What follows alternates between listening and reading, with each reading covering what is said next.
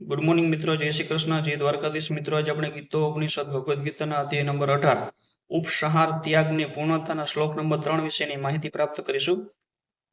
ત્યાજમ દોષવત ઇતિ એકી કર્મ પ્રાહુ મનીષિણઃ યજ્ઞ દાન તપ કર્મ ન ત્યાજ્યમ ઇતિ ચ અપેર.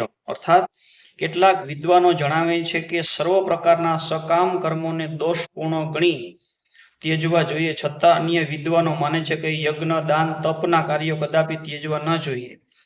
વૈદિક સાહિત્યમાં એવા અનેક કર્મો છે જેમના વિશે મતભેદ છે. ઉદાહરણ તરીકે યજ્ઞમાં પશુવધ થઈ શકે એમ કહેવાયું છે, છતાં કેટલાકના મતે પશુવધ પૂર્ણપણે નિષેધ છે.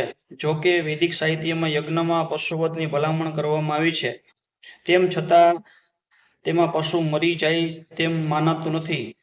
યજ્ઞ બલિ પશુને નવું જીવન આપવા માટે હોય છે, તો કોઈ વખત યજ્ઞમાં મારી નાખેલા પશુને નવું જીવન પ્રાપ્ત થાય છે. કેટલીક વખત તે પશુ તત્કાળ મનુષ્ય યોનિ પ્રાપ્ત કરે છે, પરંતુ આ બાબતમાં ઋષિઓ વિભિન્ન મત ધરાવે છે. કેટલાકના મતે પશુ હત્યા કરવી ન જોઈએ અને કેટલાક કહે છે કે વિશિષ્ટ યજ્ઞ માટે શુભ છે. તો હવે સ્વયં ભગવાન યજ્ઞ કર્મ વિષયક વિભિન્ન મત વિશે સ્પષ્ટીકરણ કરી રહ્યા છે.